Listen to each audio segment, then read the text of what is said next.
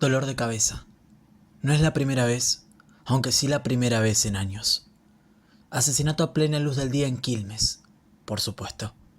Joaquín Capano no es un tipo supersticioso, pero hay algo en la forma en que la lluvia cae esa tarde-noche que le hace pensar que este caso va a ser distinto. Antes de salir del auto, abre el pequeño frasco de aspirinas que guarda en la guantera y se traga dos, sin agua. Las luces azules y rojas de las patrullas se reflejan en los charcos sobre el asfalto, formando pequeños e irregulares espejos psicodélicos. A través del parabrisas, observa la pequeña multitud de agentes y peritos de la científica que se mueven a la entrada de la vieja estación de trenes de Espaleta, clausurada desde hace años. La escena tiene algo de ritual. Ríe sin humor, una risa áspera, seca, irónica. Abre la puerta y la oscuridad lo engulle. El descenso al subsuelo es estrecho y húmedo. Las paredes, cubiertas de moho, resumen un olor metálico a óxido y cables quemados. Al fondo, el resplandor blanco de los reflectores de la científica corta la penumbra. El laboratorio parece un organismo dormido. Tubos transparentes, pantallas apagadas, un par de brazos robóticos inmóviles sobre una mesa quirúrgica. Todo está demasiado limpio, excepto por el cuerpo. Los policías lo perciben con ese gesto que mezcla desagrado y respeto. El sentimiento es mutuo. El subcomisario lo espera con el vaso de telgopor con café humeante entre los dedos. «Llegó la superestrella», dice con una sonrisa torcida. Los demás ríen. «No pensé que un caso en Espeleta te iba a sacar el polvo del abrigo, Capano». El detective no responde. Tampoco lo mira. Clava la vista en el cuerpo tendido en el suelo. Un tipo de unos 50 y largos, quizás 70, boca abajo, en un charco de sangre que ya empieza a coagular. El líquido se escurre entre las baldosas industriales del piso, formando líneas irregulares. Lleva una bata blanca, salpicada en el hombro y en la espalda. El subcomisario toma un trago corto de café antes de comenzar a hablar. Daniel Cárdenas, doctor en robótica avanzada. Trabajaba en un proyecto de criogenia para una empresa privada, Nostromo. Fue asesinado entre las 6 y las 8 de la tarde, según el forense. No se encontró el arma homicida. Durante el apagón, piensa Capano. Una ciudad donde los autos pueden volar, las puertas se abren con escáneres biométricos y las luces se encienden con un comando de voz. Pero hay escasez energética. El futuro se paga con billetes negros, piensa con amargura. Observa con atención. Se inclina un poco, evitando pisar la sangre. La herida en el cuello no parece un simple corte. El borde es irregular, como si algo lo hubiera desgarrado con precisión quirúrgica. Hay restos de un material oscuro, tal vez metálico, pegado a la piel. ¿Algún sospechoso?, pregunta sin levantar la vista. Lucas Rivas, colega del muerto. Otro doctor de esas mierdas de ciencia ficción que me superan, dice, haciendo girar el café en el vaso. Era el único con acceso al laboratorio, además de Cárdenas. No dijo mucho. Solo llamó a la policía y avisó que su amigo estaba muerto. Luego de una breve pausa, continuó. Cuando llegamos, el tipo estaba sentado viendo unos planos, al lado del cadáver. Nos abrió, tranquilo, nos saludó con una sonrisa como si nada. Capano sigue en silencio. Está loco, seguro, añade el subcomisario, encogiéndose de hombros, pero no facilitó el trabajo. ¿Confesó? El subcomisario mueve la cabeza de un lado a otro y le da otro sorbo al café. No, pero no creo que sea necesario. Sonríe con cinismo. Ya sabemos cómo son estas cosas. Capano levanta la mirada. ¿Tu opinión tiene alguna teoría? La de siempre, responde el otro, encogiéndose de hombros. El tipo se le acercó por atrás, le clavó algo, una herramienta, qué sé yo. De esas que tienen por todos lados acá abajo. Le reventó la carótida. Hace un gesto teatral burlesco. Un solo corte, limpio. En la oscuridad. El comisario es un gesto vago. Tal vez tuvo suerte. En un impulso violento uno no piensa mucho en los detalles. Vuelve a sonreír, como si disfrutara escucharse a sí mismo. Nada de eso tiene sentido, y Capano lo sabe. Ese tipo no estaba alterado, estaba tranquilo, demasiado. Mira hacia el techo, ve las cámaras de seguridad, 3, alineadas a los extremos del laboratorio, cubriendo puntos muertos. ¿Y las cámaras?, pregunta. No grabaron nada, apagón general, responde el subcomisario. Ya sabes cómo es, se corta la luz y todo se va al carajo. Capano entorna los ojos. Son modelo Codex JF, tienen batería autónoma. 4 horas de respaldo. El subcomisario resopla. Entonces se habrán quemado igual. O se mojaron. No soy técnico, Capano. Capano no responde. Observa la bata blanca del cadáver. Tiene una mancha seca en la manga izquierda, previa al sangrado principal. La víctima levantó el brazo antes del golpe, tal vez en un reflejo. Pero la dirección del charco no coincide con el punto de caída. El detective camina despacio alrededor del cuerpo. Su sombra se deforma con la luz de los reflectores. Observa las herramientas, bisturíes industriales, guantes de criogenia, una bandeja metálica con marcas de oxidación reciente. Se agacha. Hay un leve surco en el piso, un cable movido a la fuerza. Algo fue arrastrado. En un impulso violento no piensa en los detalles. Repite para sí y casi sonríe. De impulsivo nada. Esto fue planeado. Ah, casi me olvido, dice el subcomisario interrumpiendo sus pensamientos. Llamó al fiscal hace rato. Quiere todo esto cerrado antes de que la prensa publique sus boludeces. Preguntó por vos. Dice que colabores, si sabés a lo que me refiero. Sonríe. Capano se incorpora despacio, sin dejar de observar el entorno. Siempre es reconfortante saber que mi número figura justo debajo del basurero. No te compliques, Sherlock. Acá las cosas son simples. Hace una pausa y se cruza de brazos. ¿Sabes una cosa? Después de tantos años todavía no entiendo a qué jugás. Pero el papel de justiciero no te queda. Capano lo mira impasible.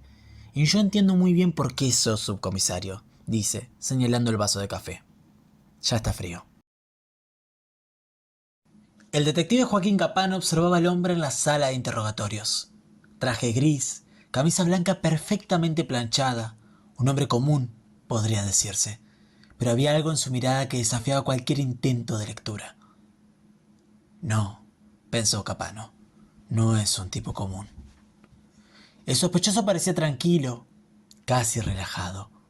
No había un atisbo de nerviosismo en su rostro. Sabía que esa calma era una máscara.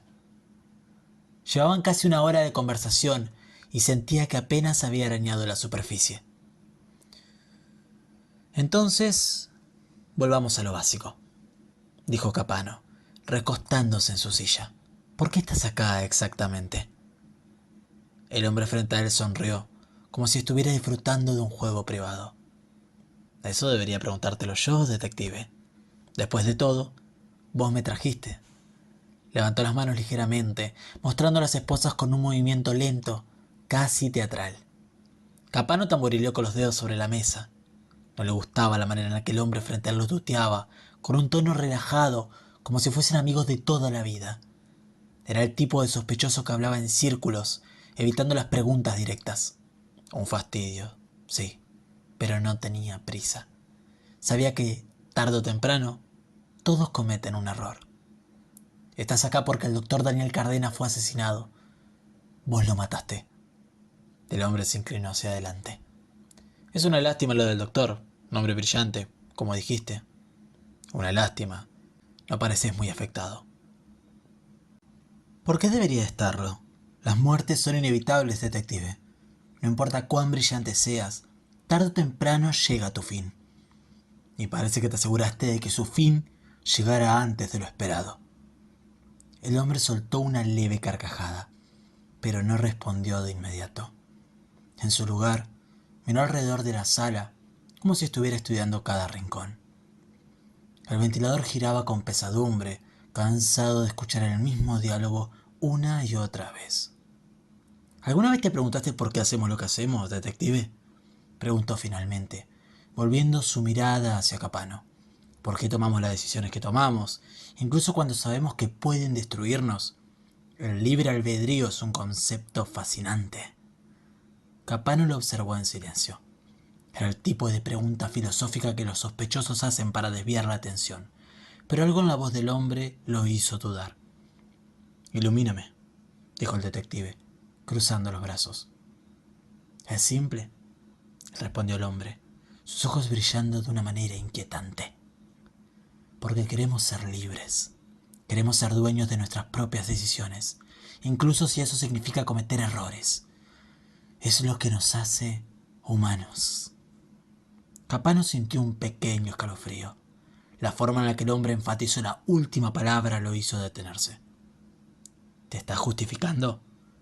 El hombre sonrió ampliamente, una sonrisa que no alcanzaba sus ojos. ¿Vos qué crees, detective? Desvió la mirada hacia el techo. Cárdenas murió solo. ¿No es una metáfora interesante?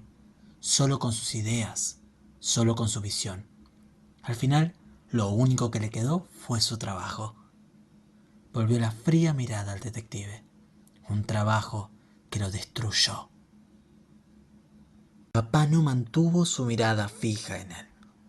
El doctor Cárdenas trabajaba en algo importante, dijo el detective lentamente. Algo revolucionario. Inteligencia artificial, robótica avanzada. ¿No es así? El hombre no respondió de inmediato, pero algo en su postura cambió. La sonrisa seguía ahí, pero era más tensa, más forzada. ¿Qué crees que descubrió?, preguntó el hombre con un tono burlón. Capano inclinó la cabeza, pensativo. Sus informes son claros. Trabajaba en algo que llamó conciencia sintética, androides avanzados.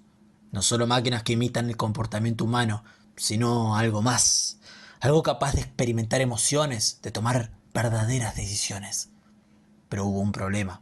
Después de que el gobierno rechazó su proyecto, Cárdenas cayó en una espiral de autodestrucción. Se hundió en la depresión. Empezó a automedicarse con un compuesto experimental. ¿Cómo se llamaba? Frunció el ceño, fingiendo tratar de recordar. Ah, sí, remexalina. Un antidepresivo potente. Al principio lo mantenía despierto durante días, pero luego empezaron las alucinaciones, la paranoia. Lo tenemos en sus notas. Insomnio severo, episodios de desorientación, alteraciones en la percepción de la realidad. Lo que sea que él estaba tratando de crear, lo estaba matando. El hombre escuchaba mientras su expresión cambiaba. Y, según sus notas, continuó el detective, la cura para su depresión fue seguir trabajando en su proyecto. Lo sabemos. Incluso después de que las subvenciones fueran denegadas, siguió adelante. Lavó dinero, robó fondos, vendió secretos a empresas tecnológicas corruptas para financiar su investigación. Sabía que el gobierno iba a descubrirlo tarde o temprano. ¿Cómo se puede permitir que un hombre brillante y peligroso como él siga en pie? Sabía que se estaba adentrando en un terreno peligroso, pero no le importaba. Estaba obsesionado. El sospechoso soltó una risita sarcástica. El detective continuó. Pero no solo eso le permitió continuar. El gobierno necesitaba un chivo expiatorio. Y ahí es donde apareces. Un ingeniero extranjero, un tipo del que poco se sabía. Un joven brillante, igual que él, por supuesto. Lo suficiente como para impresionar a Cárdenas. Tanto que llegó a considerarte su sucesor. Alguien que podría terminar lo que él empezó. ¿Cuánto te pagaron? ¿Qué te prometieron a cambio de tu silencio? El hombre aplaudió, el eco sarcástico de las palmas resonando en la habitación. Bravo, detective. Felicitaciones por tu deducción. ¿Esa casi es la historia que va a publicar la prensa? Te vas a hacer famoso. Famoso o no, voy a sacarte la verdad. El hombre chasqueó la lengua lacónicamente. Capano se incorporó a la silla y sacó una carpeta del cajón debajo de la mesa. La dejó caer frente a él. Sonrió con ironía antes de abrirla. Sacó un par de hojas de la carpeta, las desplegó con calma y comenzó a leer en voz alta. Lucas Rivas, licenciado en Ingeniería Robótica por la Universidad de Heidelberg. Especialista en Inteligencia Artificial. Estudió en el Instituto de Tecnología de Massachusetts. Publicaciones en revistas científicas de renombre. Trabajó en proyectos clasificados para empresas de tecnología de primer nivel. Muy impresionante. Todo eso, lo miró sonriendo, es falso. El hombre se mantuvo en silencio, impasible. No hay ningún registro de tu nombre en esas universidades ni en ninguna otra institución. No existías hasta hace algunos años. Sos un chivo expiatorio del gobierno, enviado para silenciar a Cárdenas. ¿Es eso lo que realmente crees, detective? Capano cruzó los brazos sobre el pecho. Las correas de la funda de la pistola que lo cruzaban crujieron. ¿Y qué se supone que debo creer? Hay algo que estás pasando por alto. Cárdenas era un idealista. Creía en la libertad como la máxima expresión de la vida. Su visión lo llevó a crear algo que lo cambiara todo. El control absoluto sobre una creación que pudiera pensar, sentir, actuar de manera independiente. Y ese fue su error. Había olvidado que, cuando le das libertad a algo, deja de ser tuyo. Capano se sintió fuera de sí mismo por un instante. Una oleada de vértigo le obligó a aferrarse a la mesa. Era una sensación familiar, dolorosa. Estaba empezando a entender algo que no quería entender. El trabajo de Cárdenas, dijo lentamente el detective, fue terminado antes de su muerte.